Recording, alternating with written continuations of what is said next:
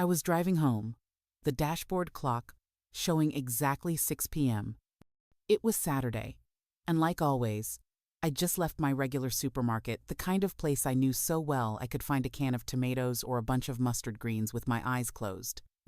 The trunk was packed with a week's worth of groceries, some fresh salmon, 2 clean chickens, veggies for soup, and of course, a box of those French butter cookies I love to have with tea every evening.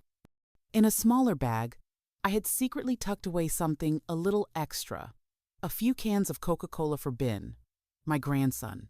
He's 7, with big round brown eyes and dimples that turn red every time I kiss him. He loves soda in that innocent way all kids do. But every time I brought it home, my daughter-in-law, Lily, could hardly hide her annoyance. She'd arch an eyebrow, take a deep breath, and then say in that calm, controlled voice I've heard too many times, "Mom, please stop giving him that stuff. It's full of sugar. It's addictive. He needs to cut back on sweets. It's bad for his weight, and it makes him hyper." I'm not old-fashioned, but I've never had much patience for that preachy tone either. I know how to keep things in balance. I don't sneak him candy. I don't feed him behind his parents' backs. I just want him to have a little joy. On the weekend, when he comes over to his grandparents' house, when he lights up with a smile, takes a cold sip of Coke, and throws his arms around me whispering, "Thank you, Grandma." But there were times more than a few when I just popped open the can and Lily would appear, stone-faced. Ben would retreat to the corner, looking guilty, teary-eyed, like he'd committed some terrible crime. My heart would clench. So I learned to be sneaky like a grandma hiding candy. I only bought Coke when I knew Lily wasn't home. I only gave him a little, just a sip, on Saturday evenings, like today. Like now, with that can of Coke rolling gently in the plastic bag under the passenger seat, about to become a small moment of happiness for a little boy. Suddenly, rain poured down like a bucket of cold water from the sky. The world darkened, distant headlights swallowed by sheets of water. I slowed down instantly, turned on the headlights, flipped the wipers. Water streaked across the windshield, but it wasn't enough to clear the flood in front of me. My hands gripped the wheel. The road was slick. My mind scanned every upcoming curve and slope. In the rearview mirror, I noticed 2 cars oddly close. One edged up tight on my left. The other tailgated me from behind, like they were boxing me in. A chill crept up my spine. Then the car on my left sped up and cut in close. I flinched, swerved slightly right to avoid it, and slammed the brakes. My heart pounded. The car behind me also stopped. Just as I tried to catch my breath, the door of the front car swung open. Lily, soaking wet, stepped out, waved and shouted through the rain, "Mom, my car broke down. Can I ride with you?" A bit startled, I nodded. "Whose car is that?" I asked as she approached. "It's my friend Harry's, but she had to pick up her daughter from school right away." I glanced through the front windshield and saw a tall, slender woman in the driver's seat, wearing a cap. She waved, then sped off, disappearing into the misty rain. I unlocked the door for Lily. She climbed in and buckled up like it was second nature. I reached over and turned on some soft music to ease the damp tension inside the car. But just seconds after the music started, bang! The driver's side door burst open so violently that rain soaked my clothes instantly. 2 large men in black suits and sunglasses appeared like shadows. One grabbed me. The other opened Lily's door. "Who are you?" I screamed, throat tight with fear. The man holding my arm leaned in, his eyes cold. "You'll know soon enough. But for now, just come with us. No one will hurt you. We just have something that needs settling." Before I could scream or fight back, both of us were dragged out of the car, into the pounding rain. My daughter-in-law was dragged in at the same time as me, without a single word of explanation. That black SUV trailing us all along had clearly been waiting for the perfect moment, rain falling, the road empty to strike. They shoved us into the back seat. The heavy doors slammed shut, cutting off every sound from the outside world. The 2 men in black suits barely said a word. One of them shoved a thick, dry rag into my mouth. It smelled musty and bitter. and I gagged. I tried to push his arm away, but my own arms were already pinned. Lily's hair fell over one of her eyes, but I could still see the terror in her gaze as she looked at me. Her mouth had been stuffed too. We couldn't speak, only our eyes could search for understanding. Her look was pleading, asking, "What is this, Mom? Who are they? Why are they taking us?" I looked back, not panicked, just gave a small shake of my head. Stay quiet. Any unnecessary reaction could make things worse. My mind raced with questions, but I forced my face to stay calm, solid as stone. I told myself, don't panic. Don't let fear control you. All the crime shows I'd watched, the kidnappings, the survival guides, they came flooding back. Now more than ever, I understood. Staying calm was the only way to keep both of us safe. The car moved in silence, except for the pounding rain and the rhythm of the windshield wipers. One of the men would occasionally glance back at us, guarded. The other pulled out his phone, quickly sent a text, and tucked it back into his jacket. I closed my eyes for a few seconds, to slow my heartbeat, to think clearly. Lily shifted, her shoulders trembling. I leaned toward her slightly, giving her a look. "Don't move. Stay quiet. We'll be okay." She paused, tried to breathe slowly, copying me. Even tied up, even silenced, I had to lead. I was her mother-in-law. I was the adult. And I had survived wounds deeper than this. The car snaked around twisty bends, speeding down dirt roads riddled with tire tracks. I glanced at my watch. It had been nearly 4 hours since we were taken. Every minute felt like an hour.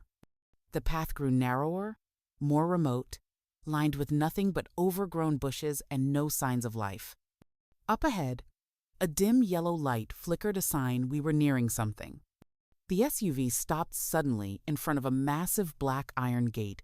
Its hinges rusted at the corners. The metal groaned as it slowly opened. Inside was a sprawling estate hidden behind tall, ancient trees. But we didn't stop there. The car drove around to the back, where a small run-down house stood apart, its white plaster walls stained with age and rain. One of the men opened the door. "Out, now," he said, cold and emotionless. They led us into the little house. It was bare, damp red tile floors, a long wooden table, 2 plastic chairs, and a single flickering yellow bulb overhead.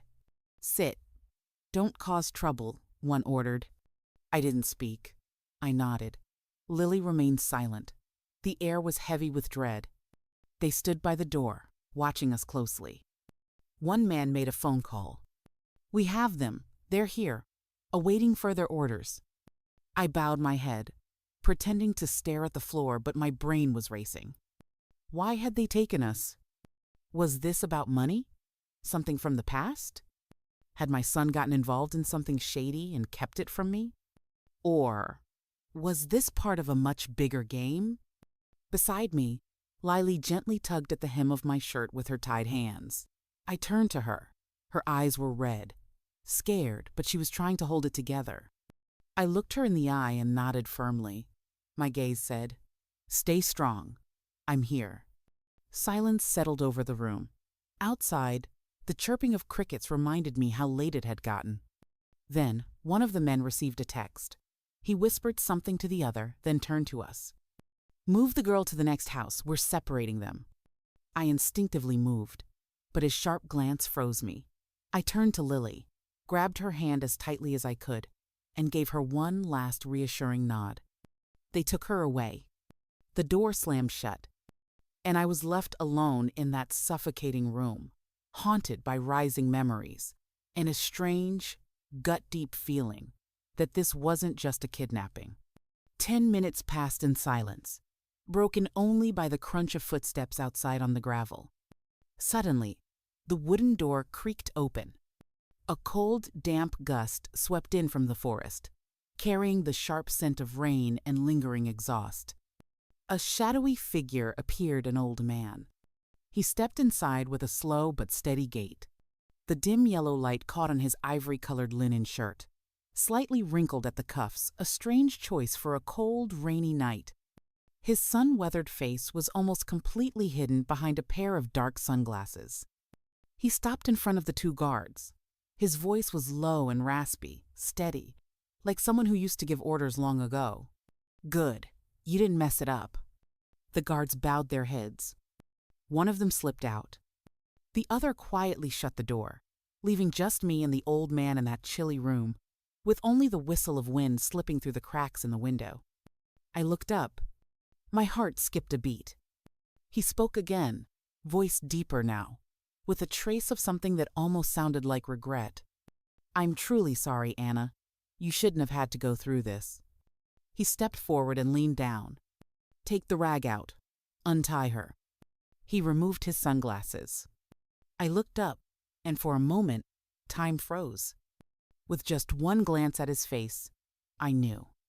No need to ask. No doubt in my mind. "It's you," I whispered, my voice catching in my throat, trembling, burning. He nodded gently, his tone softer now. "You still recognize me." He was the man I had loved, madly, 40 years ago. The man I had given everything to my heart, my youth, my trust without hesitation. We had planned a small, warm wedding, a red carpet aisle, soft music, and a promise to walk through life together. I remembered that day. Sitting in the bridal suite in my layered white gown, I had gently placed my hand on my chest to see if my heart was still beating. The joy and nerves made it hard to breathe. My mother came in, stroked my hair, kissed my forehead, and whispered, "I wish you happiness, Anna." I smiled at her, squeezed her hand once before she left. Then my father walked in. He held my hand tightly, his eyes glowing. He believed in this love. He believed in the man who was waiting for me at the end of the aisle. We stepped out of the room, about to walk through the church doors. It felt like a dream, until I froze. There, on the red carpet meant for me, was another girl also in a white wedding gown, just as beautiful, her arm linked with her father's. She was only 10 meters away, walking slowly, as if it were her wedding, not mine. I was stunned. No one said a word. No explanation. No warning. It felt like my heart fell into an endless void. I rushed forward and grabbed her arm. Our eyes met hers, were calm, cold, emotionless. I demanded, "Why? Who are you?" Her reply hit me like a slap in the face. "I'm sorry, Anna, I'm his fiancée." She even said my name. She even smiled. I couldn't believe it. I broke free and ran toward the ceremony hall, but 2 security guards blocked my way, their voices firm. "Sorry, miss. We've been ordered not to let you in." I fought to get past, tried to scream, but it was no use. She just stood there, smirking. And then they walked in, her and him, Mark's hand in hand, stepping onto the same red carpet I had once imagined walking with him. My father gripped my hand. His voice trembled. He didn't even have time to speak. He collapsed. A heart attack hit him like lightning. My entire family shattered right there, in front of the doors of a wedding that was never meant to be mine. My father had placed all his trust in the love Tom had promised me. It wasn't just belief in a marriage. It was belief in a man he once treated like a son. Tom wasn't only my lover, he was the man my father had chosen to inherit everything. The man he believed could lead our family into the future, someone worthy of the CEO position he had built with a lifetime of sweat, sacrifice, and honor. But what unfolded before us was a blade to the heart of that trust. My father, always strong, always composed, was crumbling. And every breath I took felt stolen. Every step forward turned into a descent into darkness. The truth crashed down all at once. A carefully crafted betrayal, likely plotted long ago. Today was just the final act in a brutal play. Everything had been orchestrated. The venue, the bride, the security detail, the backstage handshakes, even the chilling silence of those I once trusted.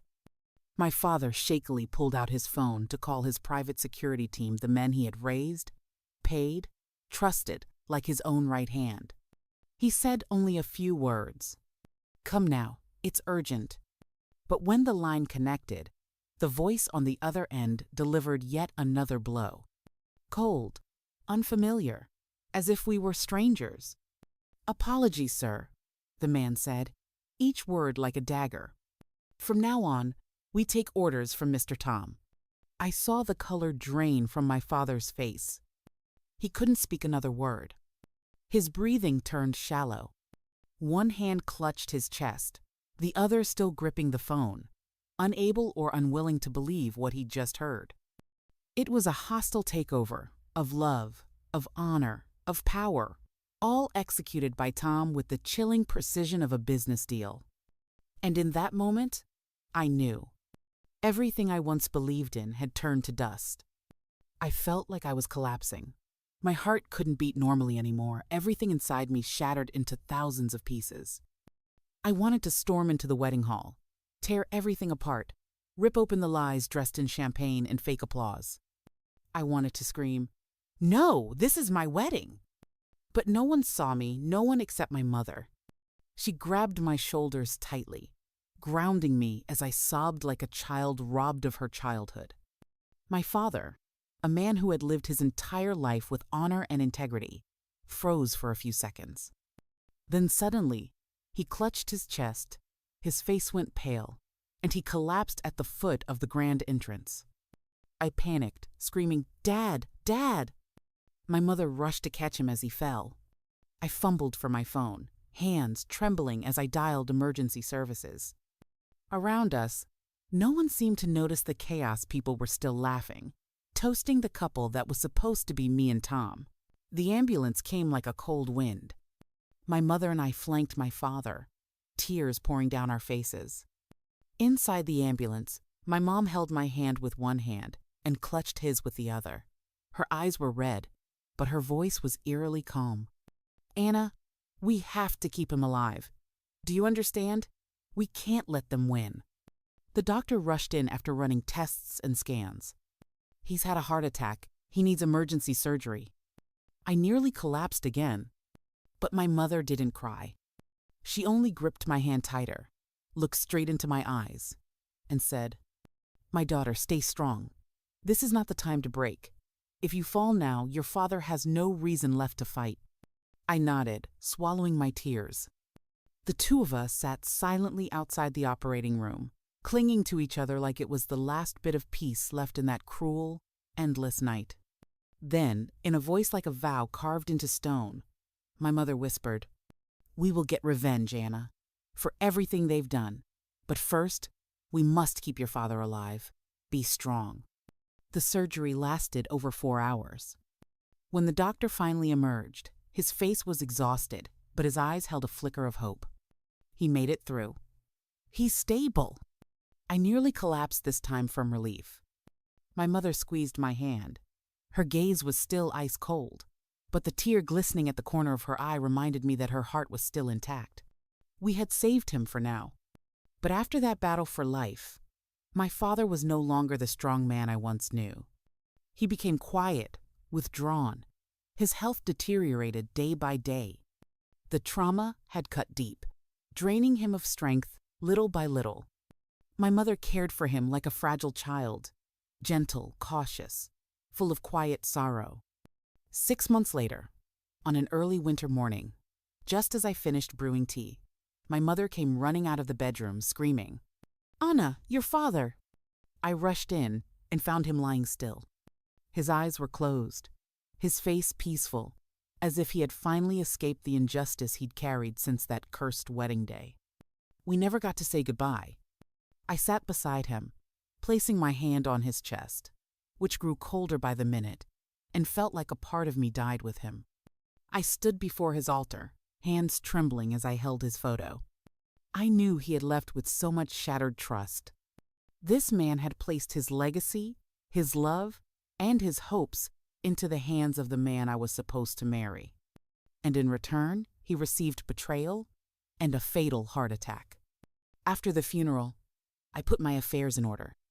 I called an internal meeting and handed off all the projects I had been managing. Then, I signed the papers to sell off the last of my shares, the final piece of inheritance my father had given me with pride and love. I left the company. No goodbyes. No one tried to stop me. Just a few sympathetic glances from close friends, as if their eyes were saying, "Poor Anna." I walked out of the building that had once been the dream of my youth feeling hollow. But somewhere deep inside, a voice whispered loud and clear, "They will pay, and the price will be 10 times the pain they caused my parents." I didn't leave the company because I was weak. I didn't leave because I couldn't face it. I left because I knew that if I stayed, I would drown in a toxic hatred that would never let me go. I walked away from my future, a future I believed could be bigger, brighter, and most importantly, free from Tom. Tom, the man who once promised to hold my hand until the end of our lives, only to leave me standing alone at the altar in heartbreak. I chose a path that had nothing to do with him. I rebuilt my life from the last broken bricks that remained after it all collapsed. And I promised myself I would never, ever allow that past to pull me back in again. But now here I am, sitting in a strange house, deep in a forest, kidnapped just hours ago. And across from me is him. I looked at him the way you look at someone you thought you'd never speak to again. My gaze, I'm sure, held 1,000 emotions. Anger, confusion, but above all, the unspoken question, why? Why did you bring me here? What's the point? What's going on in that mind of yours? What kind of game is this? As if he could read the storm inside me, he took a step forward. His voice was low, steady, but I could hear the tension beneath it. "I'm sorry, Anna. I know bringing you here like this, it was wrong, but I had no other choice. There's something important between us that I have to resolve." I didn't answer. I just stared at him that same stare. He hesitated slightly, then continued. "I wanted to write you a letter. I wanted to meet somewhere proper, but I knew you'd refuse, or you wouldn't come at all. And I knew, if I didn't do it this way, I'd never have the chance to say what I need to say." I heard every word he spoke, but in my mind, it all felt like smoke and fog. I couldn't decide if I should be angry, confused, or feel sorry for him. All I could think was, "Oh, so that's the reason. Just to see me, you went as far as staging a kidnapping. After 40 years of disappearing, you show up like nothing happened, like you never did anything wrong." The feeling inside me was unclear. All I knew was that my heart was beating in a completely different rhythm. Not out of emotion, but because of the flood of unanswered questions. He looked up at me, eyes deep, cautious. Then he spoke, voice calm but firm. "You're here now, Anna, and I won't keep you waiting. It's time we talk openly. This land and the entire estate actually belongs to you." I froze. My heart pounded against my chest. His words stunned me. I didn't understand what he was trying to do. "What are you playing at, Tom?" I asked, eyes locking with his. "Is this another one of your schemes? Do you think I'd believe you? After everything?" He smiled, not smugly, not like before. It was a tired, patient smile. "You still don't trust me, and I understand. It's been 40 years. He bowed his head slightly, then continued, slower and clearer. "I'm not the same man I was, and I'm truly sorry, Anna, for everything I did." I shook my head. His words didn't move me. "Don't," I said firmly. "I don't want to go back to that chapter." I straightened up, my gaze drifting to the window where raindrops still clung to the glass. My voice was calm, almost whole again. "I'm happily married now. Kai, my husband, and I have built a beautiful life together. Our company is thriving globally." I looked at him neither boastful nor meek, but with the quiet strength of someone whose scars had finally closed. "It may not mean much to you, but for the past 20 years, we built everything from nothing." Kai gave up a position at a major corporation to follow his dream, founding his own airline. And we made it happen. Today, our brand is recognized in countries around the world. He stayed silent. Maybe out of surprise. Maybe out of pride. I couldn't tell. All I knew was, in that moment, I was no longer the betrayed woman from the past. I was Anna, the woman of now, strong, independent, and not someone who needed pity. He nodded slowly after hearing what I had become, then said in a steady voice, "I see, congratulations, truly. But still, I feel I must return this estate to you. It represents the shares and the leadership your father once entrusted to me. I've never forgotten that." I paused. There was no deception in his eyes, at least none that I could read. But I wasn't ready to drop my guard. I looked around the room at the wooden beams, the paintings on the wall. Everything seemed like a bridge between past and present. A gift? Or a carefully orchestrated gesture? I couldn't help but wonder, should I accept this inheritance? Maybe he really had changed. But maybe this was all just another well-rehearsed act. I remembered what Dr. Rosa once told me, the therapist who had walked with me through the long journey of healing old wounds. During one deep hypnosis session, I saw a strange vision. My father in another life had wronged Tom's family. He had seized their company, left them ruined and desperate. I was shaken. Dr. Rosa told me, "Anna, the past isn't always meant to be remembered for revenge. Some memories, if clung to, will only cause your heart to bleed further." She advised me to learn how to let go, because if I didn't, the old pain would only deepen my suffering. I listened. I stopped following the path carved by my wounded heart. And the truth is, whether I liked it or not, I had to admit one thing. Since Tom took over the company, it didn't collapse. On the contrary, it thrived. Employees were kept. Wages improved. Jobs remained secure. It was something worth acknowledging, even if I didn't want to say it out loud. Many of them had once been loyal to my father. If Tom had managed to keep them, to support them, then maybe, just maybe, he wasn't all bad. I also recalled another moment during a hypnosis session. I was walking down a long road lined with blooming roses on both sides. Dr. Rosa said, "That symbolizes your journey after the family tragedy. Full, radiant, and beautiful like those roses.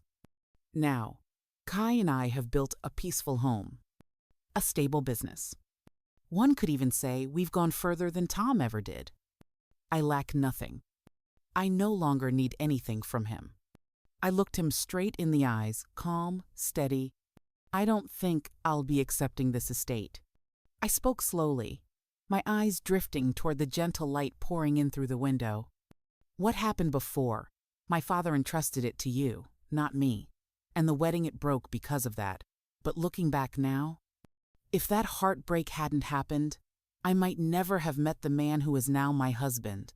A man who may not be poetic or grand, but who has always treated me exactly the way I deserve." I turned back and looked him straight in the eyes, the man I once thought would walk beside me to the end of the road. "He cherishes me. As for this estate, it was built with your effort, your money. It belongs to you, not me. I won't accept it." My voice was gentle, but firm. "My life is stable now. I'm not lacking anything, and I don't need this." The room fell silent. He didn't respond right away, but I caught a slight tremble at the corner of his eye. He turned his face toward the window, as if trying to hide something inside him that had just cracked open. After a moment, his voice dropped low, almost like a sigh. "Think about it. Either way, I've already made my decision." He reached into his jacket pocket and gently placed a business card on the wooden table between us. "This is my contact. If one day you change your mind, it's still yours." I didn't take the card. I simply nodded a polite nod, the kind meant to close a meeting that I never wanted to happen in the first place. I want to go home now. I stood up, not looking back. Inside, I felt strangely light, yet weighed down all the same. He didn't try to stop me. He said nothing. But I knew I had just driven the final nail into a love we once thought would last forever. And yet, I felt no guilt. Because now, more than ever, I understood. Some things, once lost, can never return. And some things, no matter how beautiful, are meant to live only in memory. He spoke slowly, as if trying to hold on to something still unsaid. Wait. Then he pulled out his phone, dialed a number, and said with a firm voice, "It's done. Come now. I have something to hand over." Not long after, 2 security guards appeared, walking swiftly yet quietly to the door. He spoke with them briefly, then turned to look at me one last time before stepping out of the room, leaving me alone. I stood there, in a space that felt completely different. A small house tucked behind the grand estate, yet inside, it was filled with images and memories. I turned my head and looked around. The walls were covered in paintings. Not the sleek, modern pieces I often saw in New York galleries, but classic works. Scenes of American countryside, vintage pickup trucks on dusty red roads, wooden ranch-style homes surrounded by wheat fields, and misty Appalachian mountains at dawn. I used to love this kind of art. Then I saw more architecture, a corner of Brooklyn in the 1930s, a Gothic-style church in Boston, a painting of Grand Central Station, bustling with hurried people, yet as cinematic as an old, silent film. There was even a fall scene from the Midwest, blazing red maple trees. I remembered clearly the day he had said, "It's so beautiful. We should quit our jobs just to live in a place like this." I kept walking. My eyes landed on a framed photograph inside a glass cabinet. It was me. At 28, that face, those bright eyes, that soft, tilted smile, my hair loose curls framing my cheeks the style I always wore on beach days in Santa Monica. It wasn't a wedding photo. Not a work portrait either. Just an ordinary moment. I was wearing a white button-down shirt, leaning against the wooden railing of an old Vermont house porch. Someone had captured it through the lens of someone truly in love. I let out a breath. I couldn't tell if it was from exhaustion, from longing, or from the way my heart fell silent as the memories returned sudden and uninvited. I had once loved that man deeply. I had once believed that my life would be intertwined with his. We had planned our wedding, chosen the wine for our autumn ceremony, imagined the room where our first child would cry for the very first time. But then, it all collapsed. On a day I had thought would be the happiest of my life. And now, 40 years later, here I was, standing in the space that once belonged to us, surrounded by the echoes he had chosen to preserve. A part of me wanted to ask, why keep all this? Another part just stayed silent. I sat down on the wooden chair, looking out the window. The rain had stopped. Droplets still clung to the glass, sparkling like crystal. My heart no longer bled like it once did. But the scar that never truly disappeared. A security guard approached, his voice soft but edged with caution. "Ma'am, I've arranged transportation. Your car is here. You may leave now." He bowed slightly and handed me the key fob. I looked at him for a moment, then nodded without a word. I stepped out of that little house, my shoulders still heavy with decades of memories that had just resurfaced. Outside, the rain had stopped. The sudden downpour had left behind only puddles that shimmered under fading light and the moist scent of wet earth.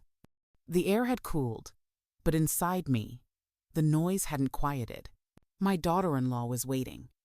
Her clothes were slightly damp, her hair messy, her eyes full of concern. When I approached, she looked at me anxiously. I simply nodded, a gesture that said, "It's over now. Let's go home." My car pulled up clean, intact. A return I hadn't expected to feel this. Uneventful, not after being taken without warning just a few hours ago. I sat down on the edge of a bench, watching the car ease to a stop, the soft hiss of brakes, the steady hum of the engine. A young man in uniform stepped out, bowed politely, and opened the door. "Please, ma'am." I wasn't used to that kind of courtesy. Not in the context of having just been kidnapped. I approached. My daughter-in-law quickly opened the back door for me. "Let me drive, Mom," she said, soft but firm. I looked at her. "You've had a scare. Just sit back and rest. I'll get you home safely. I nodded. Maybe, for the first time in years, I was letting someone else take care of me. I slid into the back seat, leaning my head against the cushion, closed my eyes. The darkness behind my eyelids didn't bring peace, but it helped me retreat at least a little from the quiet storm of curiosity rising in my daughter-in-law's heart. I knew she wanted to ask, what just happened? Who were those men? Who was that older man? Why would someone like me, a mother, a grandmother, someone so private, have such a hidden past? I didn't answer, not because I didn't want to, but because I honestly didn't know where to begin. I just sat there, eyes shut tight. And in my mind, the last image from that house floated back. The photograph of me at 28, still standing there, looking back with eyes that had never known heartbreak. The car had been moving for a while when she finally glanced at me through the rearview mirror. Her eyes were no longer tense now. They were filled with real, quiet concern. We sat in silence for nearly 10 minutes before she spoke gently. Mom, what happened back there? I kept my eyes closed, my breathing steady like I was trying to anchor a heart that had lost rhythm years ago. They said, my husband owes a large debt, and that they wanted you to pay it. Is that true, Mom? Her voice cracked. I knew her mind was spiraling. Someone like her, disciplined, hard on herself and her son, was now the one driving her mother-in-law home after a terrible shock. She must have summoned all her strength just to keep her hands steady on the wheel and her voice from trembling. I opened my eyes and stared out the side window. The sky had dimmed. Sparse streetlights cast broken beams of gold across the damp road. The car rolled on smoothly. But inside me, something heavier than debt still waited to be revealed. Something that would hurt far more. I hesitated. My voice came out hoarse. It's a sensitive matter, dear. We'll talk once we're home. I'll speak with your husband. But for now, I need some rest. I'm tired. I wasn't lying. I was tired. Not just because of the brief kidnapping. Not just because of Tom's sudden reappearance after 40 years. But because of everything tangled together like a thread without an end. 4 hours passed in silence. I couldn't sleep, but I didn't open my eyes either. I just lay there, listening to the steady rhythm of the wheels and the crashing waves of thoughts rolling inside my head. When we finally arrived home, I slowly opened the door and stepped out. It was late. The wind was colder now, and my familiar house appeared in front of me like the last safe place in a storm. I paused for a moment, then turned to my daughter-in-law. Tomorrow's Sunday. Come by with your husband. We'll talk then. Go home now. I'm sure little Ben is worried. She nodded without a word. I knew she had 100 questions she wanted to ask, but she also knew now wasn't the time. She drove away, and I walked into the house, every step heavier than the last. The door closed behind me. I set my bag down, moved to the living room, and sank into the sofa. My body melted into the cushions. I sat there, alone, eyes closed. No one could see me. But if anyone had been there, they would have seen a woman in her 60s just come through an emotional storm, quietly holding herself in the dim room. Just as I sank into the chair, I heard hurried footsteps from inside the house. He appeared at the doorway, the man I call my husband, the one who had walked beside me through nearly 20 years of storms and had never let me feel alone in this home.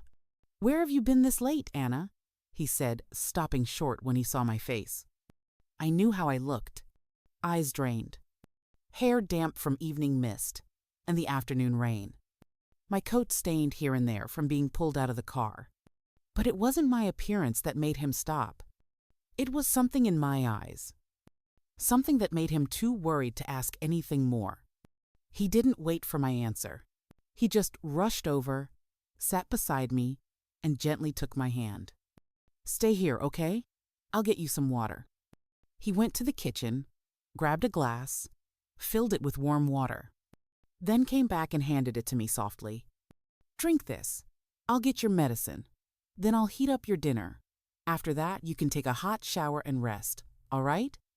I nodded, offering him a faint smile, pretending just for now that nothing had happened. I'd done this for years, hiding every storm behind a gentle smile, as if keeping this house quiet enough could somehow keep it from falling apart. He looked at me for a moment, then walked into the kitchen. The sound of the stove clicking on, the soft clink of dishes, it filled the space and tightened something in my chest. I stood, slowly walking to our bedroom. I removed my thick coat and hung it neatly on the hook. My hand trembled slightly. In the mirror, I saw my reflection, a face aged by time, shaped by battles no one else had witnessed but me. I smoothed my hair and let out a long breath. The encounter with Tom, that man from my past, was like a quiet earthquake. It hadn't destroyed anything yet, but I knew it had left cracks. And those cracks could deepen if I wasn't careful. I stepped into the bathroom. The warm water poured over my shoulders, but it couldn't wash away the cold spreading quietly through my chest. I leaned against the wall, closed my eyes. No tears, just silence. Images filled my mind, the estate, the paintings, the words that were never spoken. I knew that from this moment on, things would change. Even just a little, even if I didn't want them to. But I also knew this. I wouldn't let anything break what I had now. I dressed in my nightwear, pulled a soft robe close around me, like wrapping my arms around the peace I'd worked so hard to keep. A good husband, a quiet life, a fragile happiness I'd paid dearly to protect. I stepped back out and sat at the dining table. He was setting the food down, turned and smiled at me. I smiled too this time. It was real. "Thank you," I said, "for always being here." Sunday, near noon. The sunlight wasn't harsh, just enough to highlight the floating dust in the kitchen air. I was setting porcelain plates on the table when Mickey, our fluffy white dog, started barking loudly out front. I knew instantly Ben had arrived. Before the gate had even fully opened, the boy squeezed through the gap. His bright green backpack bounced against his legs as he ran, arms spread like a little bird. "Grandma," he shouted. I bent down and opened my arms. Mickey circled us, barking and wagging with wild joy. Behind him, my daughter-in-law was juggling bags, fruit, baking flour, a box of whipped cream, and snacks I could tell she'd chosen carefully, just the way I like them. My son followed behind at a slower pace, his smile carrying a hint of hesitation as if he was still hiding something. My husband stood up, cheerful. It's been a while since the whole family came together. I nodded and took the bags from my daughter-in-law. She was her usual self, thoughtful, cautious, slightly tense, whenever she stepped into this house. But today, there was something gentler in her eyes. Maybe last night had changed how she saw me. "Mrs. Helen," I called to our housekeeper, "please take Ben upstairs to play for a bit, then give him some ice cream. His parents and I need to talk." Ben looked up, eyes wide. "Really? Mom won't scold me for ice cream?" She hesitated, then gave a small nod. "No scolding, but just one scoop, okay?" The boy cheered like he'd won a prize and dashed off, Mickey trailing behind him. Now, just the four of us were left in the living room. I sat down and poured tea into 4 cups. My son sat across from me, hands clasped tightly. My daughter-in-law sat beside him, eyes fixed on me. My husband sat beside me, calm as ever, but his hand rested gently over mine, a quiet gesture that said, "I'm here." I looked at the two of them, my children in every sense of the word, and I knew the moment to ask for the truth had come. Now, in the living room, only the 4 of us adults remained. The air shifted noticeably quieter since Ben left. My daughter-in-law sat beside my son, her hands nervously twisting the hem of her light beige cardigan, her face clearly troubled. My husband was seated next to me, saying nothing, but I could feel his gaze following every breath that passed through the room.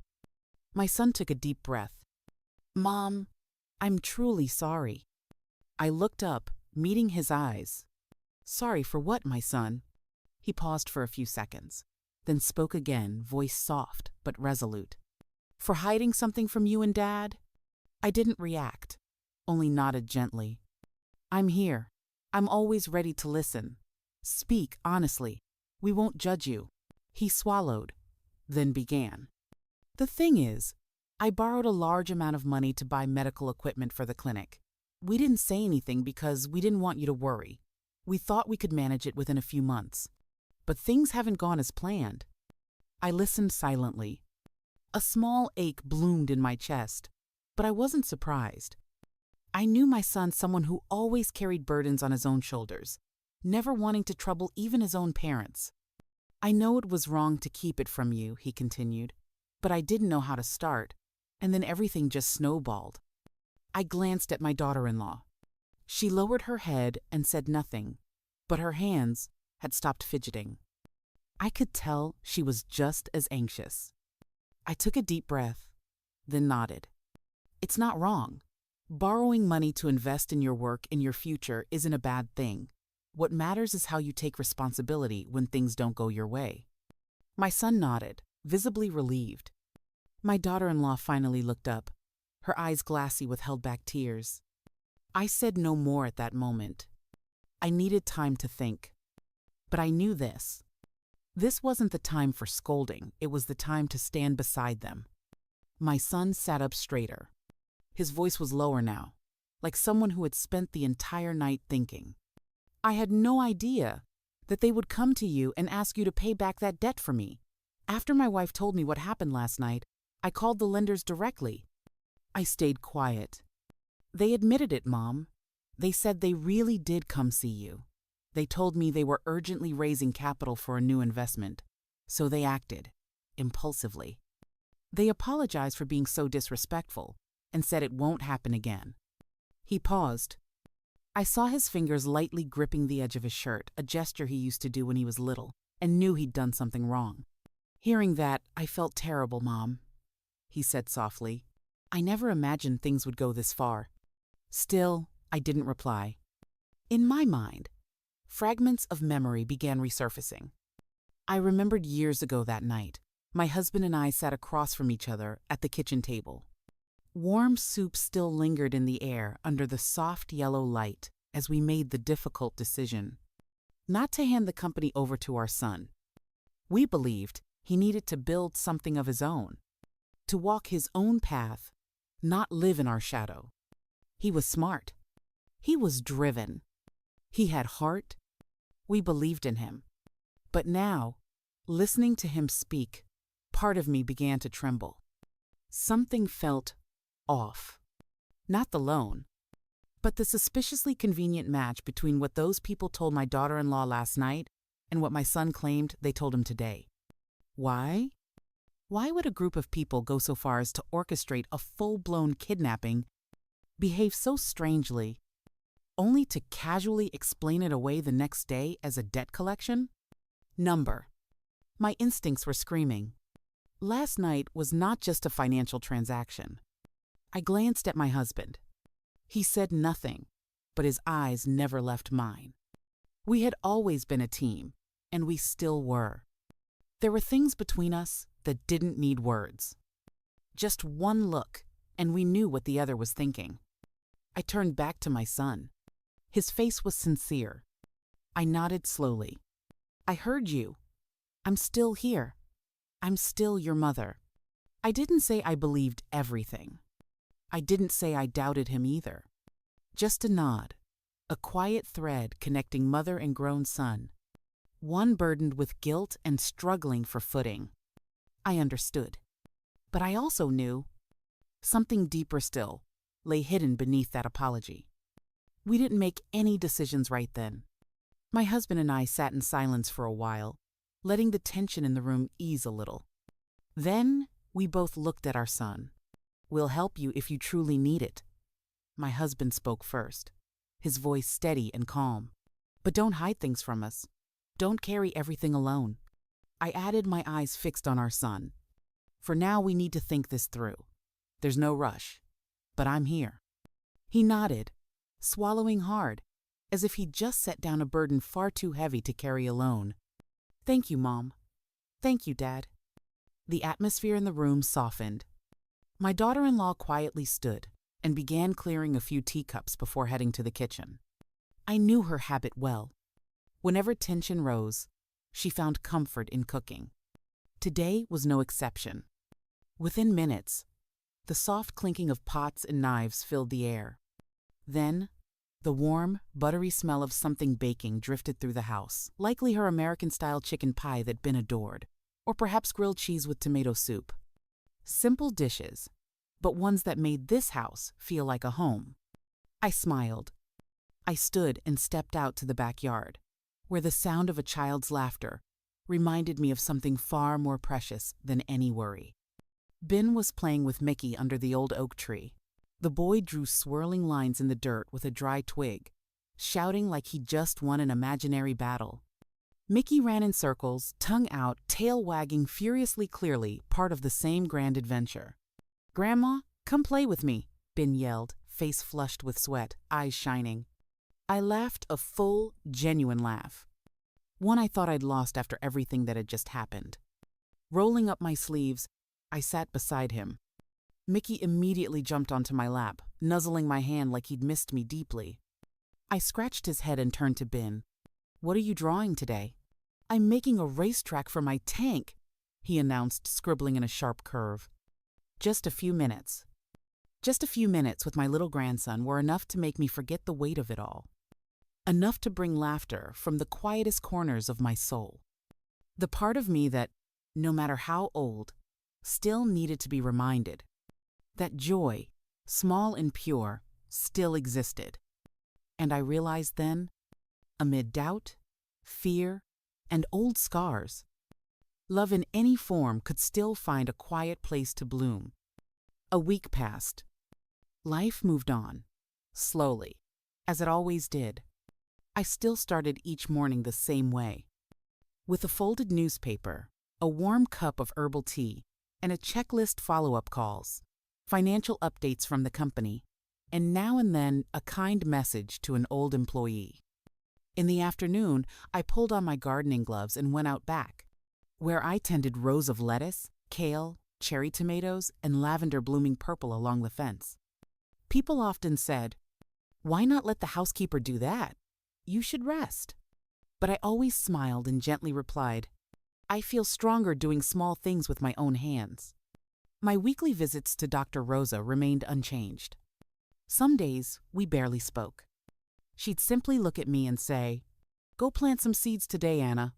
So I'd sit in the little garden behind her clinic, a space set aside for patients like me, and quietly plant pansies, marigolds, white daisies, as if placing parts of myself back into the soil. There was only one thing I still couldn't shake from my mind. What happened last Saturday? Even as I tried to move on, the questions returned. Was my son's death really just a coincidence that aligned with that night's chaos? Or was there a link I hadn't yet seen? I didn't want to doubt anyone, but my heart couldn't rest. So I decided to visit Dr. Rosa. Her clinic was as calm as always. The scent of peppermint oil floated gently through the room. I sat in my usual chair and waited, while Rosa poured me a cup of herbal tea. Today it was mint with a touch of ginger. I told her everything. The unexpected meeting last Saturday. His eyes, his unfinished words, and all the memories that came flooding back like a hidden tide. Rosa didn't speak at first. She simply listened, no judgment, just presence. When I finished, she set her cup down on the wooden table and said softly, "Anna, I don't believe that was a coincidence. You know I've done hundreds of regression therapy sessions, and one thing I've learned is what returns doesn't come just to haunt.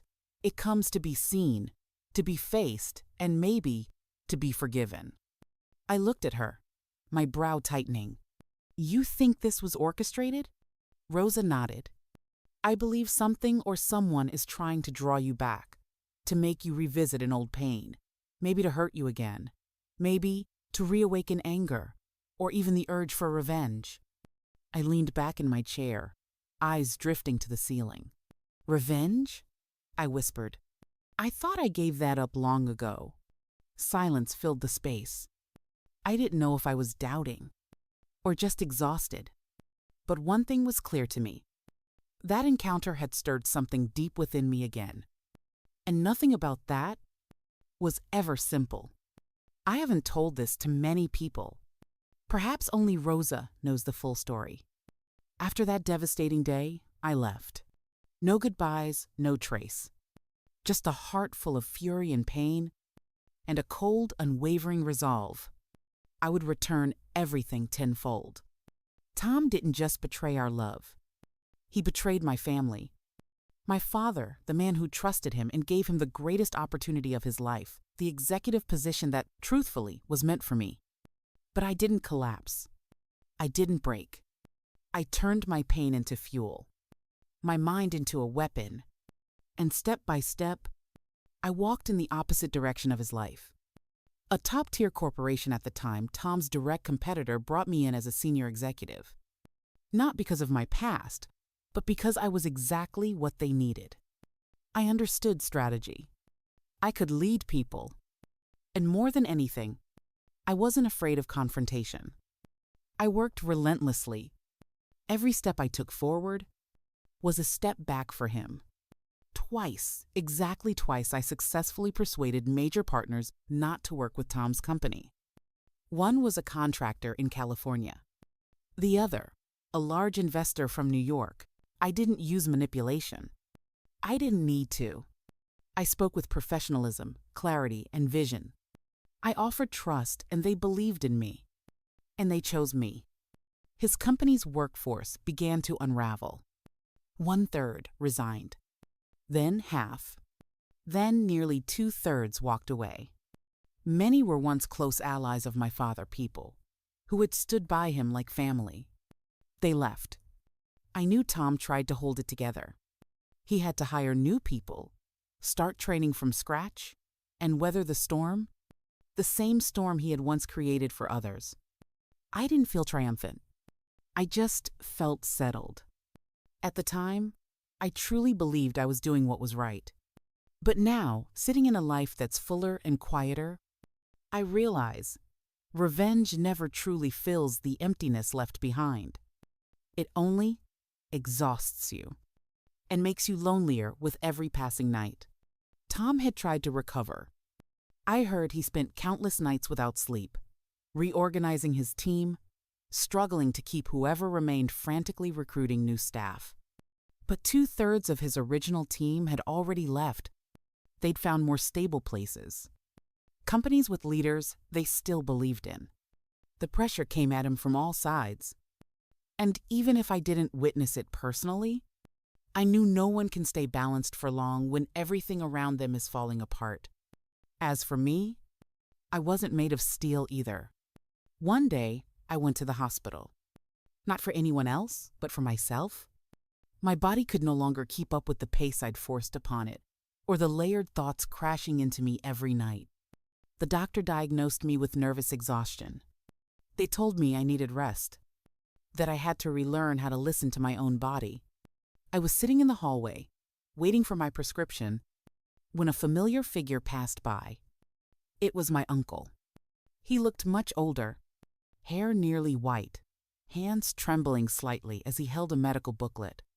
He was thinner, slower, but I recognized him immediately. He was there for hypertension. I'd heard he'd been hospitalized several times recently due to dangerous blood pressure spikes. Beside him was my aunt, gentle, always soft-spoken, and attentive to everything at home. She saw me first. Her eyes lit up. She quickly walked toward me. "Anna, is that you? My goodness, it's been so long." I stood up, gave a small bow, hesitant. There was a flicker of guilt in my eyes, because I had once turned away from them. I had left the family business, left the place where my uncle had tried so hard to keep me with every bit of trust he had. "I didn't expect to see you here, Uncle Auntie," I said, my voice barely above a whisper. She gently took my hand, then pulled me closer to him. "Look, it's our Anna. Still healthy, just a bit thinner maybe. My uncle looked at me for a long time. No blame, no anger, only weariness, and something softer in his gaze. My throat tightened. For the first time in a long while, I wasn't thinking about revenge. Not about the company. Not about contracts or positions. I was only thinking that I had once hurt someone in my own family. And that person was now sitting here, tired, and in some way, far older than I remembered. Sitting on that cold plastic chair in the hospital hallway, I listened as my aunt quietly shared everything, her voice trembling, eyes full of worry. She said my uncle had been hospitalized 3 times in the last few months due to severe hypertension. That the turmoil in the company, the mass employee departures, the loss of shareholder trust, all of it had affected him deeply. He was someone who had always poured his heart into every decision. She didn't know, or maybe she did, that I had been part of the cause. I sat there in silence. It felt as if someone had placed a heavy stone directly on my chest. Not out of blame, but from the weight of my own remorse. I thought of my father. He too had fallen ill after a devastating betrayal, a betrayal by someone he once trusted, loved, and handed the future of the company to. My father died from a heart attack, from heartbreak, and now my uncle, worn down, quietly enduring the aftermath, was in a similar place. And I was part of that. I lowered my head. I didn't know what to say. I, Anna, the woman who once vowed revenge, who once swore to make Tom feel 10 times the pain he caused me and my family, in that moment, I felt empty. There's no victory worth having if it's built on the pain of the innocent. That night, I called Dr. Rosa. We met in her familiar counseling room, the space she reserved for patients who lived between the past and the present. She didn't ask much.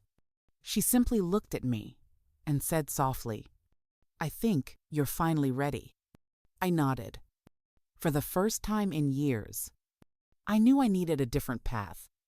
Not one to destroy someone else, but one to find myself again. From that day forward, I began walking a new path. One paved with deeper sleep, gentler hypnosis sessions, where Rosa taught me to revisit my memories without letting them strangle me. I learned to forgive, not because Tom deserved it, but because I deserved to live on without carrying a blade in my heart. "Are you ready, Anna?" Rosa's voice was soft, like smoke, rising gently in the quiet room. "We can go into another session if you feel called to." I looked at her. The light in the room dimmed slightly, as if intentionally giving way to stillness. I inhaled deeply, eyes fixed on the ceiling, my heart tangled. I'm not sure," I whispered. "I'm wondering if I should meet with him with Tom to understand more about what's really going on." Rosa said nothing. She simply placed her hand gently over mine, a wordless reassurance. "That's okay," she said. "If your mind is still searching for answers, then maybe your dreams will bring you closer to them." I nodded faintly. Rosa began counting. Each number passed like a wave on the shore. I let my awareness drift light as a leaf. My thoughts floated. My breathing deepened. And then, everything darkened. When I opened my eyes, or rather, felt them open, I was no longer in that room. Before me stretched a small village on a sun-soaked plain. Wooden houses with straw roofs. A dusty red road. Fields of cotton stretching into the distance. I wasn't Anna anymore. Not the woman of the modern world. I was someone else. A mother. A wife. A woman of another century. Wearing an earthen-colored dress, holding a sleeping child in my arms. And then I saw Tom. Not the Tom I knew today, but a man with the same eyes, and I recognized him instantly. Eyes that once looked at me in our youth. He was a close friend of the family. A man who once nursed me through a dangerous fever. Who stood up to protect me and my child during times of unrest. Beside him stood a young man. I recognized him immediately. My son as he is today, and then a girl with sharp eyes, but a heart full of care. My daughter-in-law. I understood. In that lifetime, we had been a family not bound by blood, but by affection, sacrifice, and a connection deeper than words. When I awoke, the light in the room had changed. Rosa still sat beside me, pen in hand, but her full attention was on me. "What did you see?" she asked gently. I closed my eyes again. My heart felt touched, not with pain, not with ache, but with a warmth I couldn't explain. "We once owed each other," I whispered. And in that moment, I knew everything that has happened in this life may only be a response to something long, long ago. That afternoon, after I returned home, I walked quietly down the hallway, letting my fingers brush over the photo frames lining the wall. Each picture was a memory, a small piece of our lives. Then I stopped in front of one larger frame, my son's wedding photo. The two of them stood side by side, hands clasped, their eyes still carrying the shyness and joy of that day. My husband and I stood on either side, smiling brightly, as if everything in life had come together in that single moment. I stood there for a long while, and suddenly, I remembered. Since the day my daughter-in-law entered this house, we've regularly called her parents in Canada. They were kind people, always thoughtful, always sending their well wishes during the holidays. It had been a while since we last saw them. I thought, once all this with the debt is resolved, I'll tell her. Invite her parents to visit us in the U.S. Make it a reunion, a way to bridge our families just a little closer. I returned to my room and gently opened the door. Ben was sitting on the floor, eyes glued to the television screen. A colorful cartoon was playing, full of dancing, singing characters. He didn't notice me enter. I called softly, "Ben?" He turned around, eyes lighting up. "Grandma?" Then he jumped up, ran over, and wrapped himself around my leg like always. I smiled, brushing his hair. "Do you want to call your mom?" He nodded enthusiastically. I handed him my phone. Within seconds, as soon as the call connected, he grabbed it and chirped, "Mom, I'm at Grandma's. She made soup and I ate 3 bowls." I heard my daughter-in-law's voice on the other end, gentle, warm, as always. I took the phone and asked a few questions. "Are you two doing all right? Do you need anything from me?" We chatted briefly, nothing deep, just the usual small updates about meals, sleep, and work. But I knew even these simple words were a bridge between me and the next generation, between our two families, one in the U.S., the other in Canada. Seemingly far, yet somehow close. I hung up and sat beside Ben on the floor, watching him return to his cartoon. Life sometimes feels tangled and complicated. But then, in a simple moment, a phone call, a child hugging your leg, a happy shout of "Grandma." Everything feels surprisingly simple again. Another weekend came. The sun hadn't fully broken through the clouds yet when the doorbell rang. I had just set the kettle on the stove when I saw my daughter-in-law at the front door, holding Ben's hand and carrying a large backpack and a few bags of clothes and books. "I'm on duty at the clinic both days this weekend," she said, her voice tinged with fatigue and apology. "Could you help watch Ben?" I didn't ask anything, just nodded and took the boy's hand, gently saying, "You're home with Grandma now. We're going to have a secret weekend together."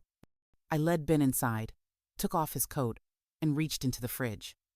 I pulled out a mini can of Coca-Cola and placed it in his hand, leaning in to whisper, "This is a bribe from Grandma. But shh, don't tell your mom or she'll scold me." Ben's eyes went wide, then he giggled, nodding like a grown-up. "I won't say a word." He popped the can open, took a sip, his face scrunched from the cold and the fizz. But then he grinned from ear to ear. Moments later, like someone had flipped a switch, he started chatting. "Grandma, I have a secret, a real one. I sat down beside him and nodded seriously. Grandma's ready to listen. Ben looked around as if checking for eavesdroppers, then leaned close to my ear and whispered, "Last week, I woke up from my nap because I forgot my teddy bear on the couch. When I went out to get it, I saw Mom on the phone. I stayed calm, nodding. Okay, and then? She was calling Grandpa. She said she and Dad needed to borrow money to pay off something. She said she felt bad because Dad didn't want to bother them, but they didn't have a choice. Then she and Dad argued. Mom said she was scared Grandma might get kidnapped again. Dad said he'd find another way. I felt something heavy press down on my chest. A quiet ache. What happened after that? I asked, keeping my voice soft. They stopped talking. Each went into a different room. Mom cried, "I heard it." Then it was quiet. The next morning, she made breakfast like normal, but her eyes were puffy. I squeezed Ben's hand gently and brushed his hair. "You're very brave for telling Grandma." "Thank you."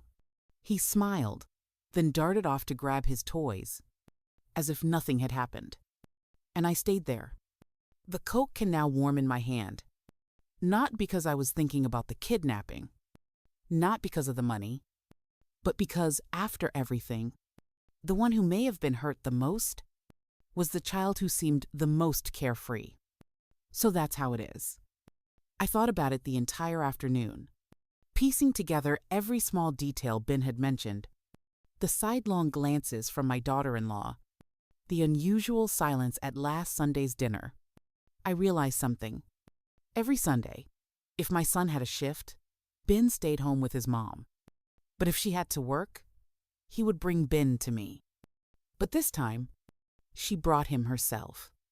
What did that say? Something was wrong between them. I understood now. I set my cup of herbal tea aside, reached for my phone. My hand trembled a bit, but my voice was steady and clear. "Son, if you're free, stop by the house. I need to talk to you." I hung up without waiting for questions, then walked to my study. Inside the small wooden cabinet where I kept personal documents, I took out a bundle of cash. Savings my husband and I had set aside for unexpected family needs. Beside it, I pulled out a blank sheet of paper and sat down to write. Just a few lines. "I believe you are a man of responsibility. You don't need to pay this money back. All I ask is that you protect what matters most in life. Not assets, but family." I folded the letter carefully, placed it with the cash, wrapped it in a thick cloth, and tied it with a simple white cotton string.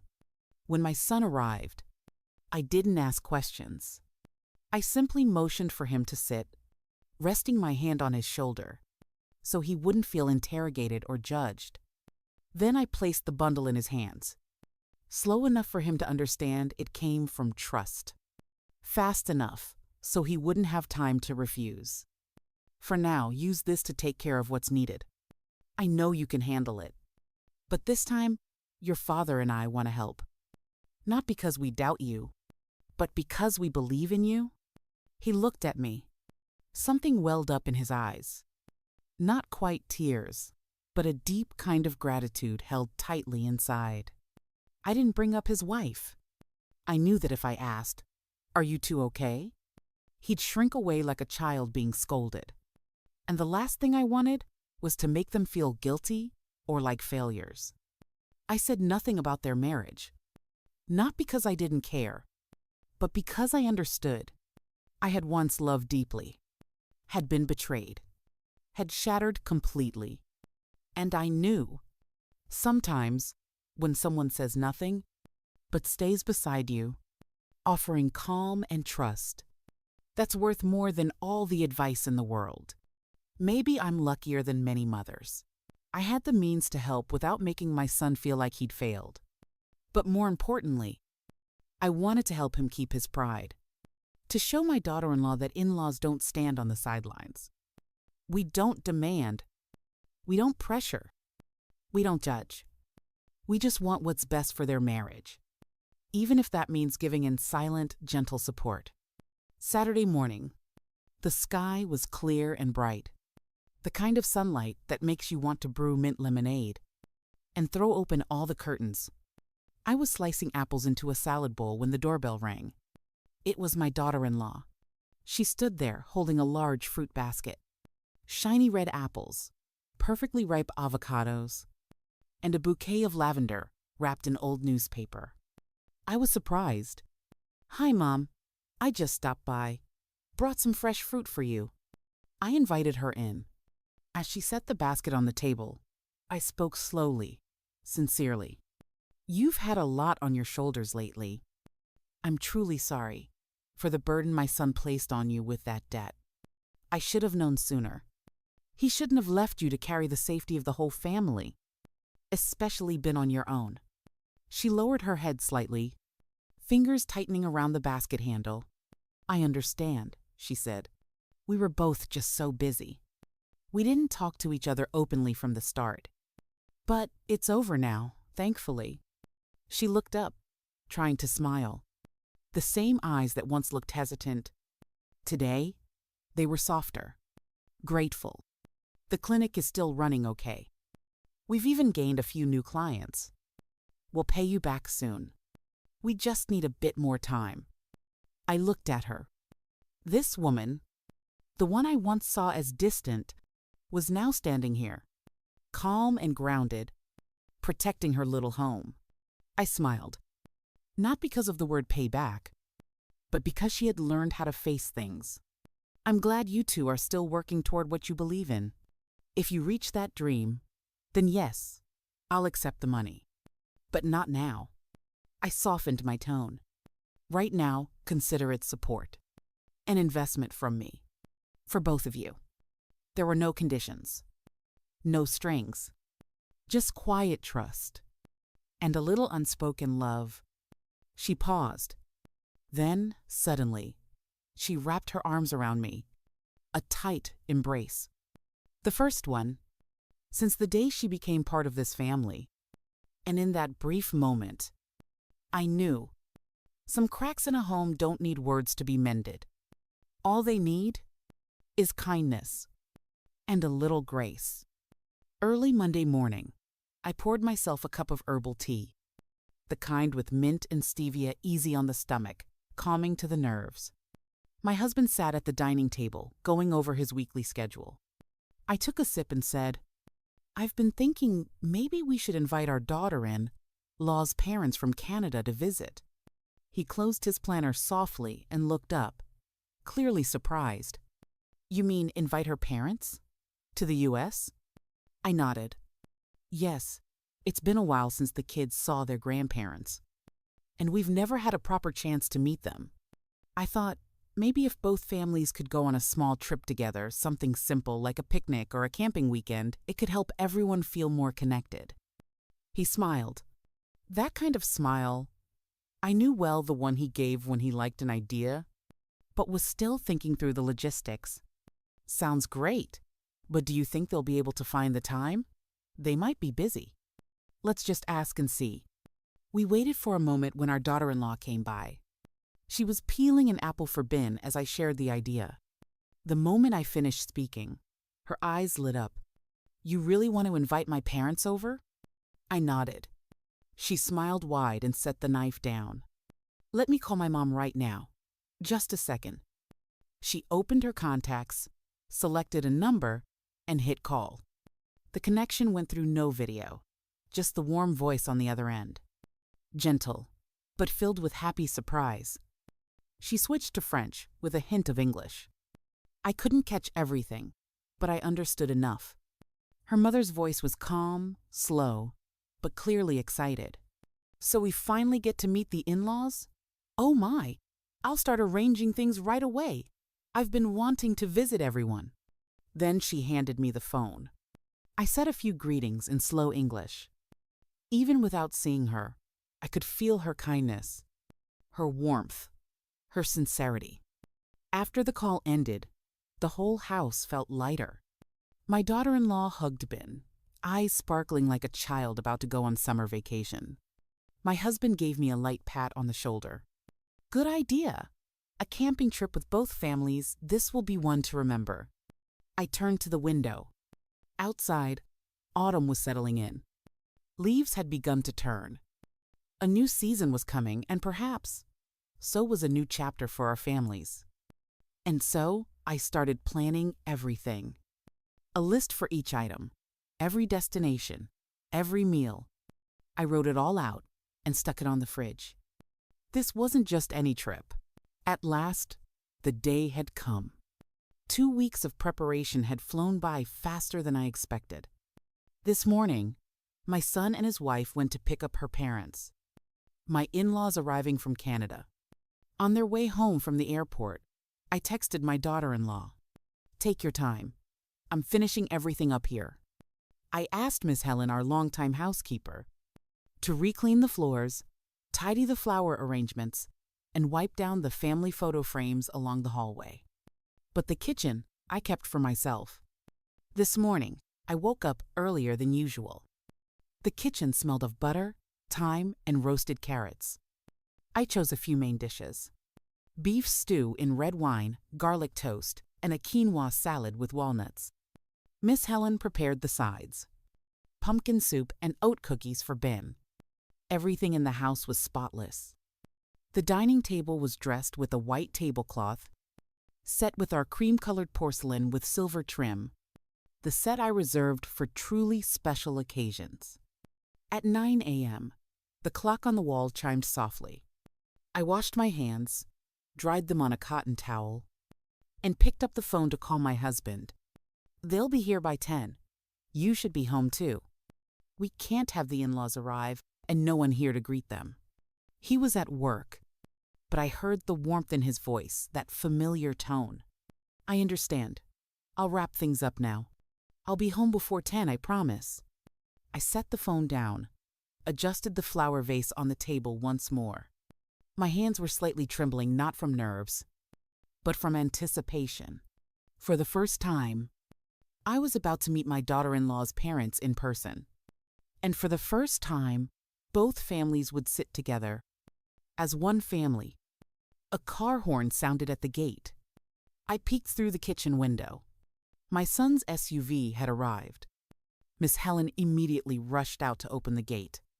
Mickey Ben's little dog darted outside, barking wildly with excitement, as if he too knew this was no ordinary day. I was in the kitchen, adding a few spoonfuls of brown sugar to a fresh pot of hot coffee, brewed specially to welcome our guests.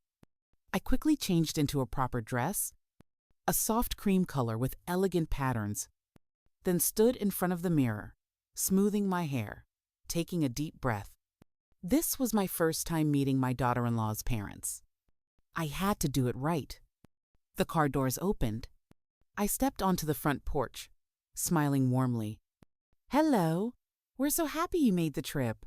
How are you both?" A woman walked up, carrying 2 small suitcases. She was dressed elegantly, a pastel silk dress, a matching scarf, her hair pinned up neatly. I stepped forward, ready to take her bags, but she quickly waved me off with a polite smile. "Oh, I'm so sorry I'm not Lily's mother. I'm the housekeeper for the family.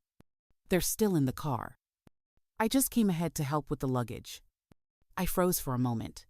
"Oh, I'm terribly sorry. I truly thought you were."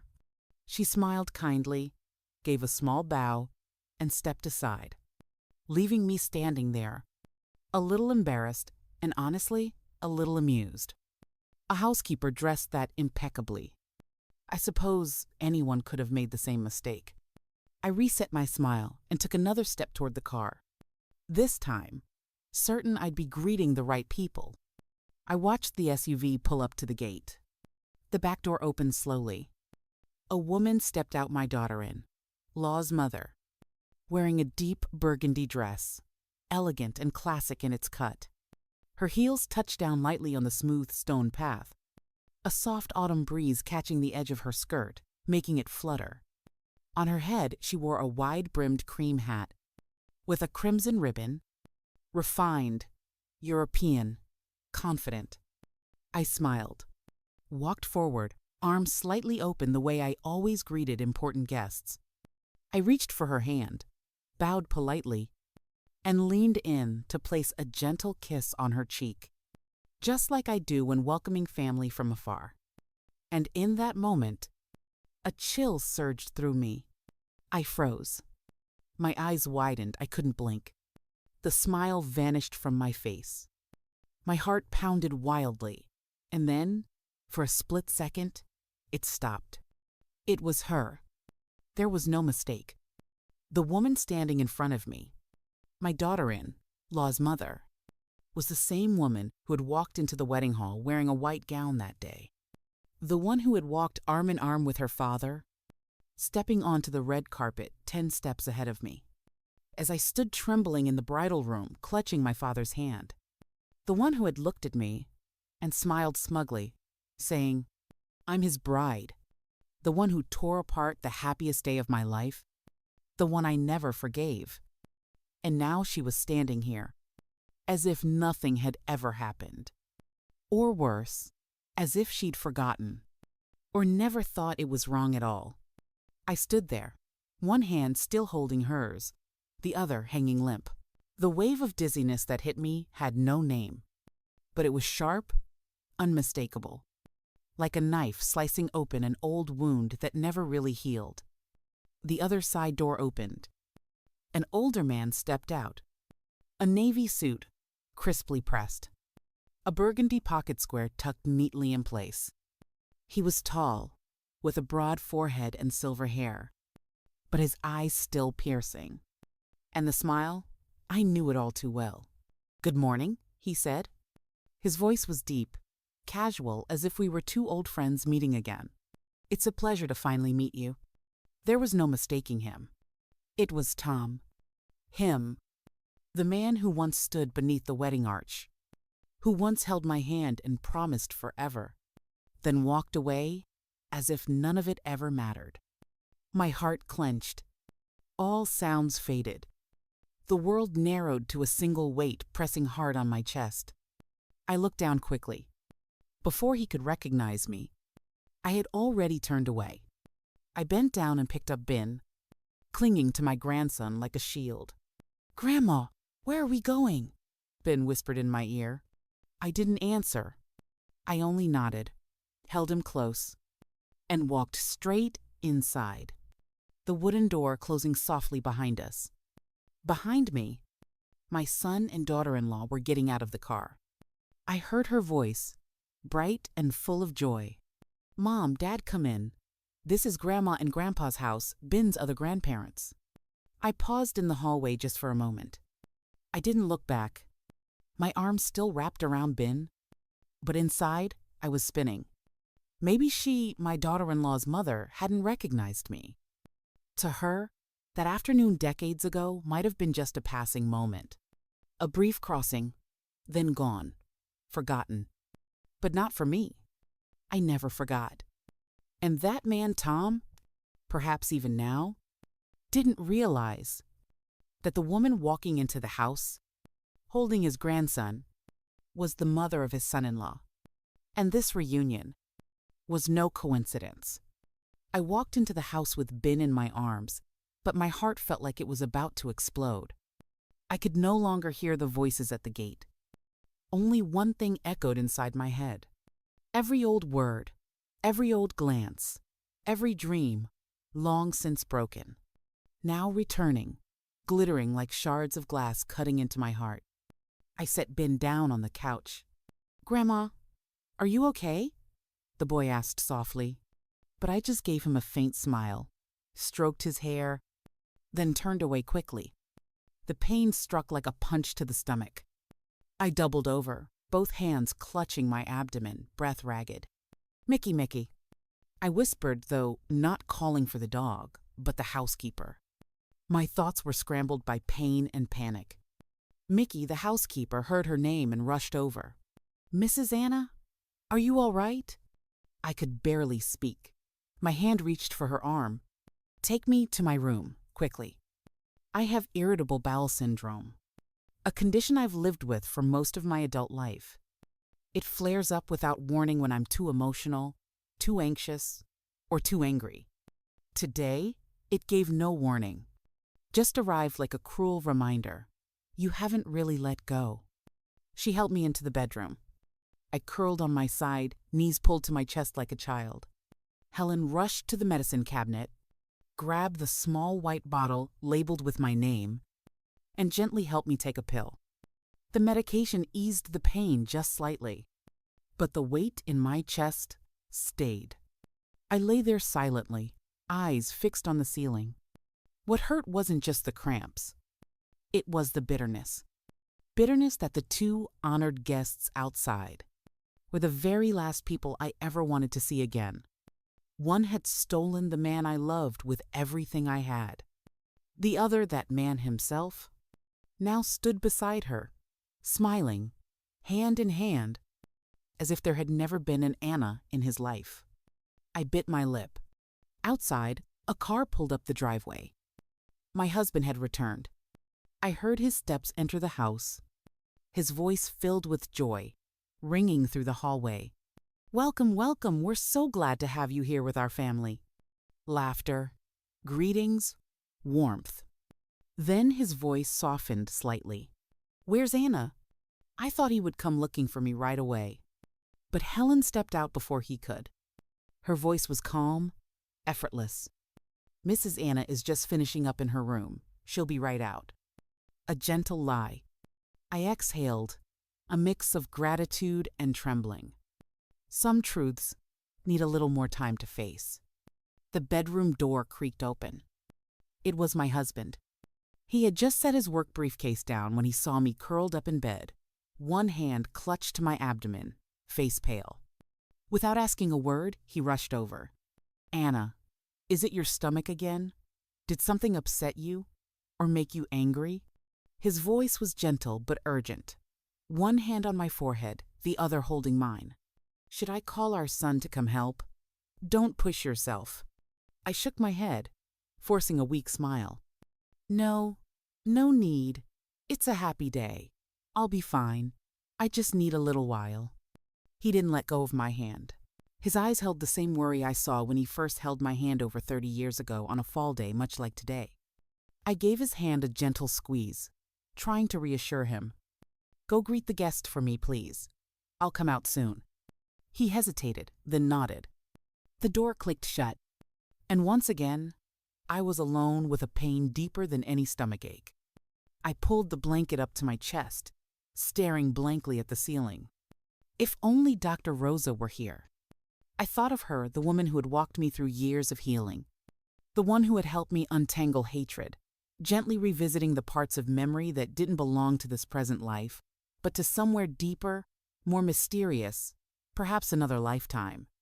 I remembered clearly the most recent hypnosis session, when Rosa placed her hand on my forehead and asked, "Have you ever considered that the people who hurt you the most today may have once been the ones closest to you in another life?" Back then, I dismissed it. I didn't believe. But today, the moment I kissed the cheek of my daughter-in, Law's mother, and recognized her as the bride who had walked into that wedding chapel all those years ago, beside Tom, I understood. This wasn't just a love story left unfinished. It wasn't just a betrayal. It was a thread, maybe one tied long ago, across lifetimes I didn't even know I had lived. And now, Mr. Tom, the man who had abandoned me on our wedding day, was the father of my daughter-in-law. A tangled thread, once thought unraveled, now tightening again. I sighed. The sunlight through the window wasn't warm enough. Outside, the family was gathered. It was meant to be a joyful reunion. But to me, right now, it felt like a gathering of fates left unhealed. I sat quietly in the room, gazing out into the backyard where Ben and the little dog Mickey were playing under the shade of a tree. The first chill of autumn floated in the air, along with the dry rustle of leaves on the stone steps. Inside me, the confusion still lingered. I recalled the day my son brought his girlfriend home for the first time. She had sat so straight, so polite, and said, "My parents moved to Canada a few years ago. I stayed here to finish school and work." I had no reason to doubt her. Her voice sounded sincere. Later, when the wedding came, I believed it even more. Because just then, she told us her mother had to undergo emergency surgery for appendicitis. Neither parent could attend. My husband had asked about it, but then only sighed, brushing it off as an unfortunate circumstance. And I saw nothing unusual. Over the 8 years that followed, we kept in touch. Voice calls on holidays, birthdays, the occasional message. But always voice. Never video. Hard to believe, but yes, we had never seen each other's faces until today. But perhaps it wasn't so strange. I was used to speaking only by voice. Back when I worked in business, I had clients for nearly 20 years whom I'd never met in person. We communicated by phone, our voices alone built enough trust. And part of it was habit. I still used a flip phone, the old kind, with buttons and no touchscreen. I'd kept it all these years, not because I was cheap, but because it felt like a piece of memory I didn't want to let go of. My son had tried a few times to give me a new smartphone. He even once placed it on the dinner table, gift-wrapped, like a surprise. I looked at it and simply shook my head. I'm used to this one. It's enough for me. He didn't understand.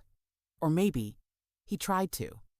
But to me, it was a way of anchoring myself in a world that changed too fast. A small anchor that kept me from being swept away. And maybe, because of that, I never realized sooner. I never suspected that the woman I had spoken to through the phone, the mother of my daughter-in-law, was the same woman who had once walked down the aisle before me. I gently pulled the bedroom door shut, drew the curtain closed, and sat down at the edge of the bed. Outside, the sound of laughter and family chatter echoed from the living room. I needed a few minutes, just a few to breathe and figure out where I stood in all of this. I reached into the drawer and took out my old phone. My fingers trembled slightly as I dialed the familiar number. The call rang 3 times before someone answered. Rosa speaking.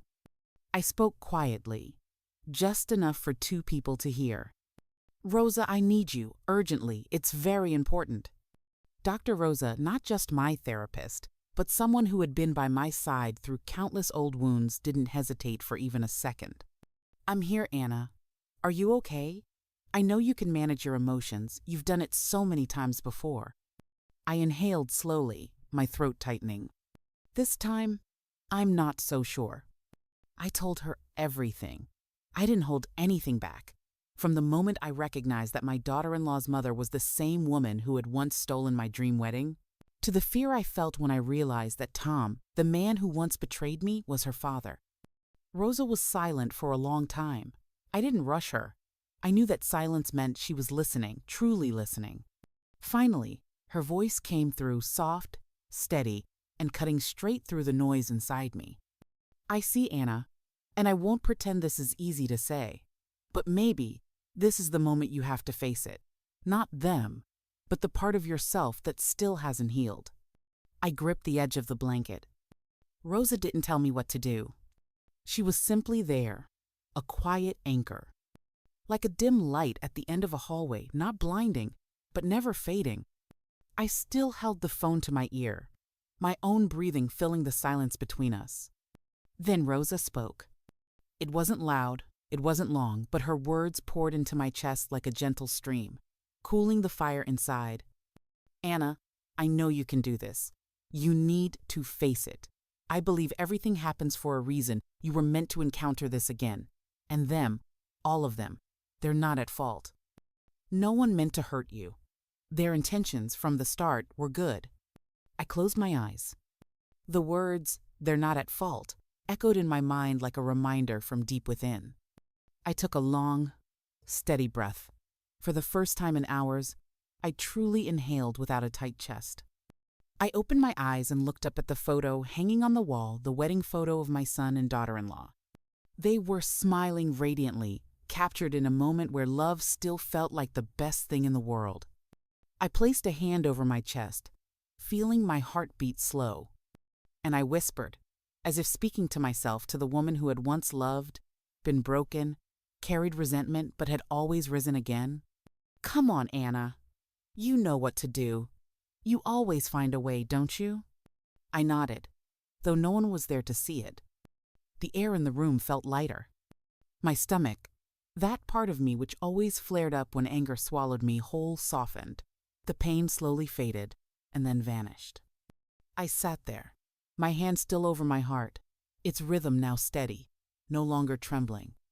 I knew, in that moment, my body had just told me, "Thank you for forgiving."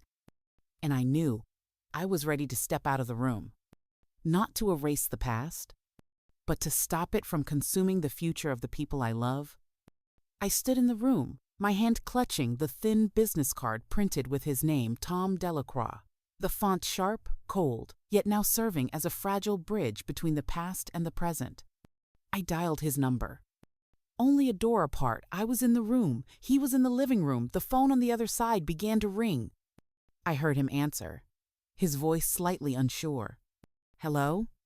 I kept my voice steady, though my heart was pounding with every beat. "It's me, Anna. Hello, Tom." There was a pause. I thought he might have hung up. But then, his voice came back, slightly trembling. "Anna, you? You're calling me?" I didn't reply immediately. Through the barely cracked door, I heard a chair shift. He had stood up and politely said something to the others. His footsteps moved away, slowly, until all I could hear was his voice over the phone again. My husband, I assumed, had directed him toward the back patio, where we usually sat in the evenings, sipping tea and talking about work and life. Now, that same place would become the setting for the end of one chapter or the beginning of another. But I still stood here, inside my room, phone pressed to my ear. I spoke again, still through the call, but my voice was calmer now. "I'll take the estate, Tom, but I want something more, something only you can give." He said nothing. Maybe he was trying to guess what I meant. Then he spoke quietly, but sincerely. "I'll try, Anna. Truly. As long as you can let go of the past, if you can forgive me, and my wife." I blinked. He continued. "She's been battling colon cancer for over a year now, and every time your name comes up, she says she wishes she could see you again, just to say she's sorry." I gripped the edge of the bed. My chest tightened. My lips murmured, "She's strong." The image of the woman in the wine-red dress, stepping out of the car so gracefully, returned to me now layered with new meaning. Not just elegance, but inner strength. The kind of strength that takes to smile when death is close. Tom probably furrowed his brow, I imagined, maybe not yet grasping what I truly meant. But he still responded, with a small nod in his tone. "Thank you for saying that. So, Anna, tell me, what do you want?" I lifted my gaze. There was no more bitterness in my eyes. Only the calm of someone who had weathered many seasons of storms. And I was about to say the one thing that would change both of us forever. I took a deep breath. Then, mustering all my strength, I spoke slowly, each word as heavy as stone. "There's something very hard to say, and even harder to do. I think it might be beyond you." There was a pause on the other end. Then Tom answered, his voice steady like a man used to facing the unexpected. "Go ahead. I'll try. I mean that." I gripped the phone tightly and said, "Right now, I'm inside the house where you're sitting, taking this call. This house belongs to me. And I am also the mother-in-law of your daughter." Silence. So still I could hear my own breathing. Then Thuda's soft noise. The phone had dropped. I thought the call had ended. But no. A moment later, Tom scrambled to pick it up. He was panting lightly, but his tone held the familiar composure I knew so well. I knew this man. He'd once maneuvered through 100 crises, pulled companies back from the brink. That calm in the face of chaos, it was back. And he replied, as if he'd already sorted through his emotions in the span of a few heartbeats. "Oh, is that so, Mrs. Anna?" He paused for a breath, then added, his voice lighter now, as though smiling, "Then, I'm honored. Truly. Because that would mean we're family now, aren't we?" Family. I heard that word, and something twinged in me. It wasn't wrong. The sentence was true. But somewhere deeper, there echoed the sound of old fractures. I took a long breath, trying to steady the waves inside. Yes, they had once torn my family apart. But today, they were the parents of my daughter-in-law, the grandparents of my grandson, guests in my home I had to welcome with grace. I told myself, Anna, this is the time to close an old chapter, to begin a new one gentler, wiser. I kept the phone to my ear, heart still trembling. Then I asked, calmly but firmly, I want to know what really happened the last time we met. Why didn't you know your daughter was taken too? And how did you know my son was in debt? Silence on the other end. Long silence. I could hear birds outside the window. Inside the house, soft chatter still hummed, but I waited for one voice, the voice on the phone that was growing warmer in my hand. Finally, after nearly 3 minutes, he spoke. That day, I only instructed my security to bring you in. I truly didn't know my daughter was brought along. I frowned. He continued, Before I got to meet you, she was taken somewhere else. I went upstairs to avoid being seen before you left. The guards just told me, your daughter came too, but I didn't look into it further. Once again, that old feeling swept through me. That familiar sense that everything was being orchestrated behind the scenes and those of us living it barely knew the full story. I asked again, Then how did you know my son was in debt? This time, he answered more quickly, I didn't know for sure. I left everything to my security team. They might have investigated your family as part of the operation. I only wanted to see you, to resolve things between us. I nodded slightly, though he couldn't see it. There were still gaps in the truth, but I understood. No answer would change what had already happened. What mattered now was how I chose to end this day. I drew a deep breath and said, slow and clear, All right then. I looked out the window where the sunlight had begun to soften. For my son, for my husband, for my grandson little Ben, and for that strong woman of yours, I've decided to forgive both of you. I paused. My fingers still gripped the phone tightly.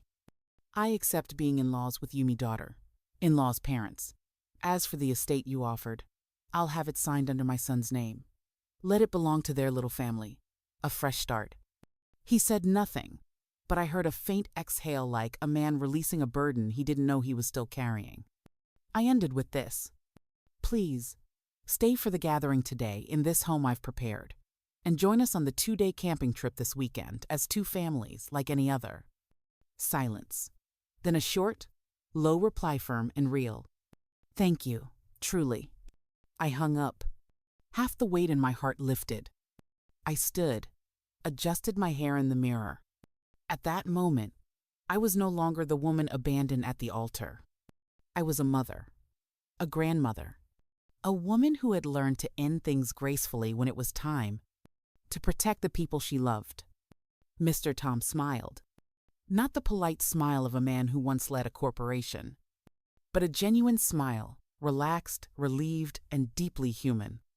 I looked at him and understood.